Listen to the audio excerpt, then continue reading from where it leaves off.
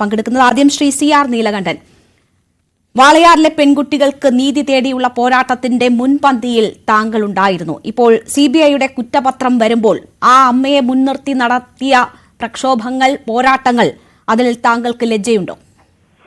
ഒരു ലജ്ജയുമില്ല. ഞങ്ങൾ ഒന്നാമത്തെ കാര്യം, ഇത് അമ്മയെ മുൻനിർത്തിയല്ല പോരാട്ടം തുടങ്ങിയത്. ഞങ്ങളുടെ പോരാട്ടം ഈ കേസിൽ എല്ലാ പ്രതികളെയും വെറുതെ വിട്ട 2019 ഒക്ടോബറിലെ വിധിക്ക് ശേഷമാണ്. അന്ന് ഞങ്ങളുടെ കൂടെ അച്ഛനും അമ്മയൊന്നുമില്ല, അവരൊക്കെ പാർട്ടിക്കാരുടെ കൂടെയാണ്. അന്ന് ഞങ്ങൾ എറണാകുളം മുതൽ തിരുവനന്തപുരം വരെ കാൽനട ജാഥ നടത്തിക്കൊണ്ടാണ് വാളയാർ വിഷയം കേരളത്തിന് മുമ്പിൽ കൊണ്ടുവന്നത്. നമ്മുടെ ആവശ്യം വളരെ ലളിതമാണ്. ഈ 2 കുട്ടികൾ എങ്ങനെ കൊല്ലപ്പെട്ടു? അതാണ് ആദ്യത്തെ ചോദ്യം. ഈ കുട്ടികൾ ആത്മഹത്യ ചെയ്തതാണ് എന്ന് ഞങ്ങൾ ഇപ്പോഴും വിശ്വസിക്കുന്നില്ല.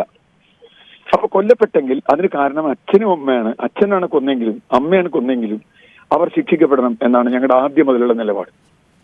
അമ്മ അച്ഛന്റെ സദാചാരം നോക്കലല്ല ഞങ്ങളുടെ പണി.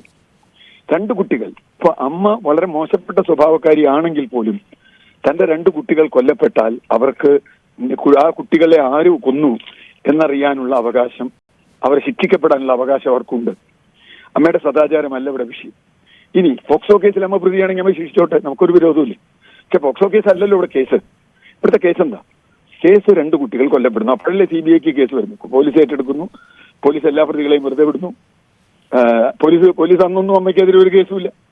അത് കഴിഞ്ഞ് ഹൈക്കോടതി അത് പറയുന്നു. മാത്രമല്ല, ഇതിൽ ഒരാരോപണം, അമ്മ കുട്ടിയെ പീഡിപ്പിക്കുന്നത് കണ്ട് അമ്മയും അച്ഛനും പോലീസിൽ പരാതിപ്പെട്ടില്ല എന്നൊരു ആരോപണം അന്ന് തന്നെ ഉന്നയിക്കപ്പെട്ടിരുന്നു കീഴ്ക്കോടതി. അതിന് ഹൈക്കോടതി വളരെ വ്യക്തമായ ഭാഷയിൽ മറുപടി പറഞ്ഞു. ഇവരുടെ സാമൂഹ്യ സാമ്പത്തിക സാഹചര്യമുള്ള വീട്ടിൽ ഒരു പെൺകുട്ടിയെ ഏതെങ്കിലും തരത്തിൽ പീഡിപ്പിക്കപ്പെട്ടാൽ അല്ലെങ്കിൽ ആക്രമിക്കപ്പെട്ടാൽ അതിന് അപ്പൊ തന്നെ പോലീസ് സ്റ്റേഷനിൽ കൊടുക്കുന്ന രീതിയല്ല ഉള്ളത്.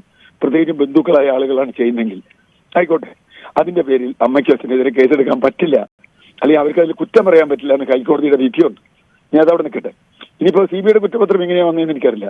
ആ മൊഴികളും അച്ഛനും അമ്മയും പറഞ്ഞിട്ട് തന്നെയാണ് ഇവർക്ക് കിട്ടിയത്. അതായത് കുട്ടികളെ പീഡിപ്പിച്ച 2 പേർ, ഒന്നാം പ്രതിയും അല്ലെങ്കിൽ മുമ്പുള്ള പ്രതികൾ പീഡിപ്പിച്ചു എന്ന് അച്ഛനും അമ്മയും പറഞ്ഞിട്ട് തന്നെയാണ് ഇവർക്ക് കിട്ടിയത്. അല്ലാണ്ട് വേറെ ആരെയും പ്രതി കിട്ടിയതല്ല.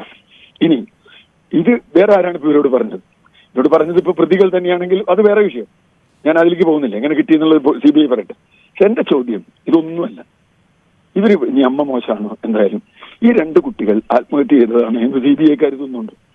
പ്രത്യേകിച്ച് 2ാമത്തെ കുട്ടിയുടെ കാര്യത്തിൽ അതിന്റെ ഉയരം, postmortem report, cellophane test report, ഇതെല്ലാം ഇവര് ആത്മഹത്യയല്ല എന്ന് പറയുന്നതാണ്. എന്നിട്ടും എന്തുകൊണ്ട് ആ വഴിക്ക് അന്വേഷിച്ചില്ല? ഞങ്ങൾ പല പ്രാവശ്യം CBI കണ്ടു. ഈ തെളിവ് മുഴുവൻ അവർക്ക് കൊടുത്തു. അമ്മ നുണപരിശോധനയ്ക്ക് തയ്യാറായിരുന്നു അമ്മയച്ഛനും. നമ്മൾ അതാലോചിക്കും.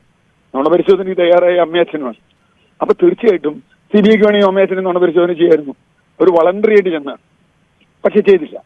എന്നിട്ടിപ്പോൾ ഇങ്ങനൊരു വാദം പറഞ്ഞ് ഈ കേസിനെ വഴിതിരിച്ചു വിടാൻ നമ്മളെ സംബന്ധിച്ചിടത്തോളം ഇതൊന്നും വിഷയമല്ല. ഇനി അമ്മ പോക്സോയിൽ പ്രതിയാണ് അമ്മ, അച്ഛൻ പോക്സോയിൽ പ്രതിയാണ് അച്ഛൻ, ആരായാലും കുഴപ്പമില്ല. ശ്രീ CR നീലകണ്ഠൻ, ഇവിടെ ഈ കേസുമായി ബന്ധപ്പെട്ട് ആ പോരാട്ടത്തിന്റെ മുന്നണിയിലുണ്ടായിരുന്നത് ആ കുട്ടികളുടെ അമ്മയായിരുന്നു ഒരു ഘട്ടത്തിൽ. അത് സർക്കാരിനെതിരെ വലിയ രീതിയിലുള്ള പ്രക്ഷോഭങ്ങളിലേക്കും ഒക്കെ എത്തി. അതിന്റെയൊക്കെ മുന്നണിയിൽ ഒരു പ്രതീകമായി ആ അമ്മയും നീതി തേടിയുള്ള പോരാട്ടത്തിലൊപ്പം ഉണ്ടായിരുന്നു. എപ്പോഴെങ്കിലും ഏതെങ്കിലും സാഹചര്യത്തിൽ അവരുടെ ഇടപെടലുകളിൽ ഇപ്പോൾ CBI കുറ്റപത്രത്തിൽ CBI ചൂണ്ടിക്കാട്ടുന്ന ഈ വിഷയങ്ങളിൽ നിങ്ങൾക്ക് സംശയം തോന്നിയിരുന്നില്ലേ? ഇല്ല. എന്താന്ന് വെച്ചാൽ ഞങ്ങൾ ഈ വിഷയത്തിൽ ഇടപെടുന്നത് 2019 അവസാനമാണ്. തീർച്ചയായിട്ടും ഞങ്ങൾ അമ്മയുടെ സദാചാരം പരിശോധിച്ചിട്ടില്ല. ഞാൻ പറഞ്ഞ കാര്യം അതാണ്. ഞങ്ങൾ പരിശോധിച്ചെന്താ, ഈ 2 കുട്ടികളെ കൊല ചെയ്തിട്ട് പ്രതികൾ ശിക്ഷിക്കപ്പെട്ടോ എന്നതാണ്. ഞാൻ പറഞ്ഞല്ലോ, അമ്മയാണ് കുറ്റക്കാരിയെങ്കിൽ അമ്മയുടെ പേരിൽ എന്തെങ്കിലും തെറ്റുണ്ടെങ്കിൽ അമ്മയെ ശിക്ഷിച്ചോട്ടെ, ആരെ വേണ്ടി ശിക്ഷിച്ചോട്ടെ, നമുക്കതിലൊരു വിഷയമല്ല. നമ്മൾ അമ്മയച്ഛനെ കണ്ടിട്ടല്ല സമരത്തിൽ വന്നത്. പക്ഷെ ഒരമ്മയ്ക്ക് ഇനി അവർ ഏറ്റവും മോശപ്പെട്ട സ്വഭാവ ദൂഷ്യക്കാരിയാണെന്ന് തന്നെ വയ്ക്കുക. ഇനി സ്വഭാവ ദൂഷ്യം എന്ന് പറയുന്നത് ജെൻഡർ ഇതിൽ പൊളിറ്റിക്സിൽ വളരെ തെറ്റായ ഒരു വാക്കാണെന്ന് എനിക്കറിയാം. എങ്കിൽ കൂടി ഞാൻ പ്രേക്ഷകർ നിങ്ങൾ ചോദിച്ചതിന് മനസ്സിലാക്കാൻ വേണ്ടിയാണ്. അവർക്ക് പലരുമായി ബന്ധമുണ്ട് എന്ന് തന്നെ വെക്കുക. അത് സ്വഭാവ ദൂഷ്യമാണോ എന്ന് വെച്ചാൽ എനിക്കറിയില്ല. ഞാനെന്ന് തന്നെ വെക്കുക. അങ്ങനെയാണെങ്കിൽ പോലും തന്റെ 2 മക്കൾ കൊല്ലപ്പെട്ടപ്പോൾ അവരെങ്ങനെ കൊല്ലപ്പെട്ടു, അവര് പ്രതികൾ ശിക്ഷിക്കണമെന്ന് പറയാൻ അമ്മയ്ക്ക് അവകാശമില്ലേ? അതല്ലേ കേസ്. ഇവിടെ കേസ് എന്തിനാ മാറ്റുന്നേ? കേസിന്റെ പ്രധാന പ്രശ്നം എന്താ? നമ്മൾ നോക്കിക്കോളൂ. സ്ത്രീ പീഡന കേസുകളിൽ എല്ലായിടത്തും കണ്ടിട്ടുള്ള ഒരു കാര്യം, ആ പീഡിപ്പിക്കപ്പെട്ട ഇരയുടെയോ വിക്ടിമിന്റെയോ അല്ലെങ്കിൽ അവരുടെ കുടുംബത്തിന്റെയോ സദാചാരമാണ് പ്രശ്നം എന്ന രൂപത്തിലാണ് പലപ്പോഴും അവതരിപ്പിക്കപ്പെടുക. സൂര്യനെല്ലി മുതൽ നമ്മൾ കണ്ടുകൊണ്ടിരിക്കുക. അതുകൊണ്ട് അതല്ല ഇവിടെ വിഷയം. ഇവിടെ അവരുടെ കുട്ടിയോ അമ്മയോ ഒന്നും എനിക്ക് വിഷയമല്ല. നമ്മുടെ വിഷയം ആ 2 കുട്ടികൾ കൊല്ലപ്പെട്ടു. ആ കേസ് അട്ടിമറിച്ച ഒരു ഉദ്യോഗസ്ഥൻ, അയാൾക്ക് ഇപ്പൊ IPS കിട്ടി. കേസ് അട്ടിമറിച്ച ഉദ്യോഗസ്ഥന് IPS കിട്ടി. മറ്റേ വേറൊരു ഉദ്യോഗസ്ഥൻ ചാക്കോ, അയാൾക്ക് പ്രൊമോഷൻ കിട്ടി. അപ്പോ ആരാ ഇതിൽ കുറ്റക്കാരൻ?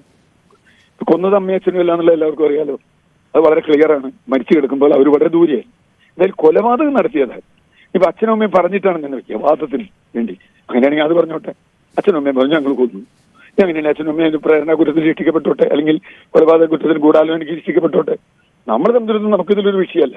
പിന്നെ അമ്മ സമരത്തിന് മുമ്പിൽ വരുന്നതിന് അമ്മയ്ക്ക് ധാർമ്മികമായ അവകാശമുണ്ട്. ഇപ്പോഴും ഈ കുറ്റപത്രം ശരിയാണെങ്കിൽ പോലും, ശരിയാണെന്ന് ഞാൻ വിശ്വസിക്കുന്നില്ല.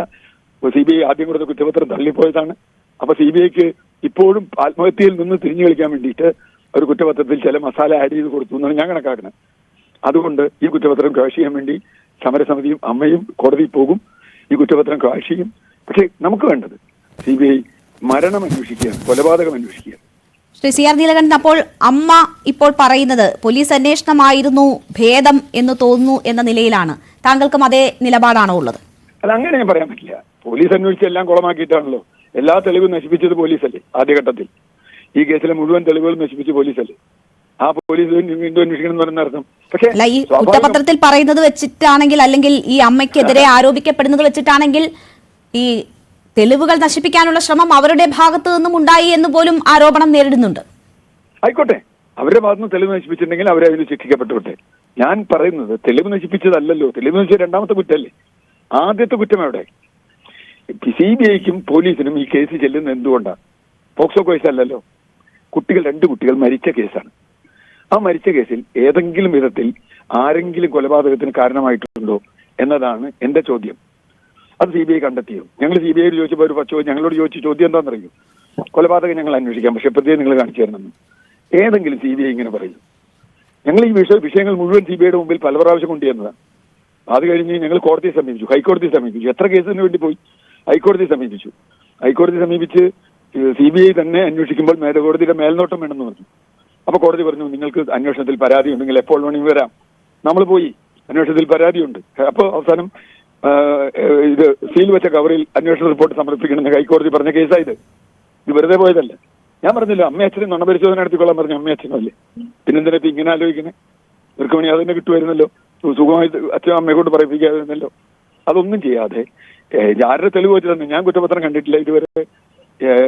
ഞങ്ങളുടെ വക്കീലിന് കുറ്റപത്രം കിട്ടിയിട്ടില്ല. മാധ്യമങ്ങൾക്ക് കൊടുത്തിട്ടുള്ളത് എങ്ങനെയാണെന്ന് എനിക്കറിയില്ല. അവർ പറഞ്ഞത് കോടതിയിൽ നമ്മൾ പൈസ കിട്ടി വെച്ചിട്ടുണ്ട് കുറ്റപത്രം കിട്ടാൻ, പക്ഷെ ഇതുവരെ കിട്ടിയിട്ടില്ല. കുറ്റപത്രം കിട്ടിയാൽ ഞാൻ പറയാം. ഓക്കെ, ശരി. ഇപ്പോൾ നമുക്കൊപ്പം